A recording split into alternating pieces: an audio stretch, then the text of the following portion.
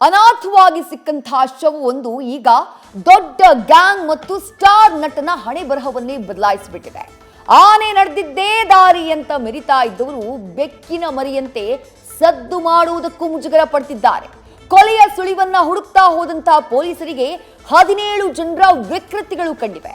ಈ ಬೆನ್ನಲ್ಲೇ ಸೆಕ್ಷನ್ಗಳ ಲಿಸ್ಟ್ ಕೂಡ ಹೆಚ್ಚಾಗ್ತಾನೆ ಹೋಗಿದೆ.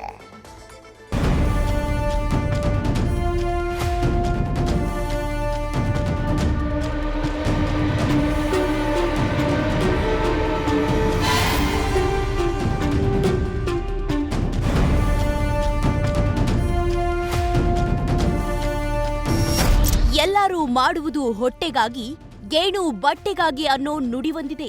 ಆದ್ರೆ ಡೆವಿಲ್ ಗ್ಯಾಂಗ್ ಮಾಡಿದ್ದು ಹೆಣ್ಣಿಗಾಗಿ, ಆ ಹೆಣ್ಣಿಗಾಗಿ, ಅಣ್ಣನ ಸ್ನೇಹಿತೆಗಾಗಿ.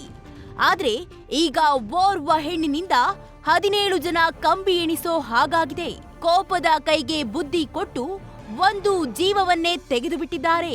ಪಾಪ ಪ್ರಜ್ಞೆಯೇ ಇಲ್ಲದೆ ಆ ಮೃತದೇಹವನ್ನ ಕಾಲುವೆ ಬಳಿ ಬಿಸಾಕಿದ್ದಾರೆ.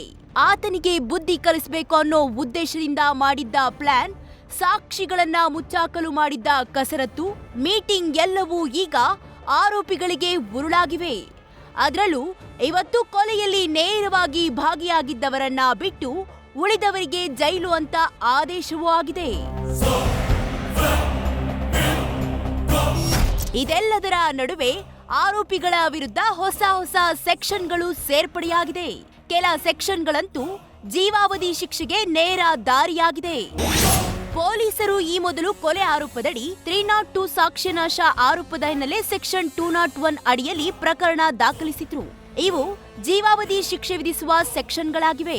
ತನಿಖೆ ಮುಂದುವರಿಯುತ್ತಿದ್ದಂತೆ ಇದೀಗ ಪೊಲೀಸರು ಕಿಡ್ನಾಪ್ ಮಾಡಿದ್ದಾರೆಂದು ಸೆಕ್ಷನ್ 364 ಅಪರಾಧಿಕ ಒಳಸಂಚು 120B ಸೇರಿಸಿದ್ದಾರೆ. ಇದು ಕೂಡ ಜೀವಾವಧಿ ಶಿಕ್ಷೆ ವಿಧಿಸುವ ಸೆಕ್ಷನ್ ಆಗಿದೆ. ಸುಲಿಗೆ ಹಿನ್ನೆಲೆ ಸೆಕ್ಷನ್ 384 ಹಾಕಿದ್ದು, ಇದಕ್ಕೆ 3 ವರ್ಷ ಕಾರಾಗೃಹ ಶಿಕ್ಷೆ. ಕ್ರಿಮಿನಲ್ ಬಲ ಪ್ರಯೋಗಕ್ಕಾಗಿ ಸೆಕ್ಷನ್ 355 ಹಾಕಿದ್ದು, ಇದಕ್ಕೆ 2 ವರ್ಷ ಜೈಲು ಶಿಕ್ಷೆಯಾಗಲಿದೆ.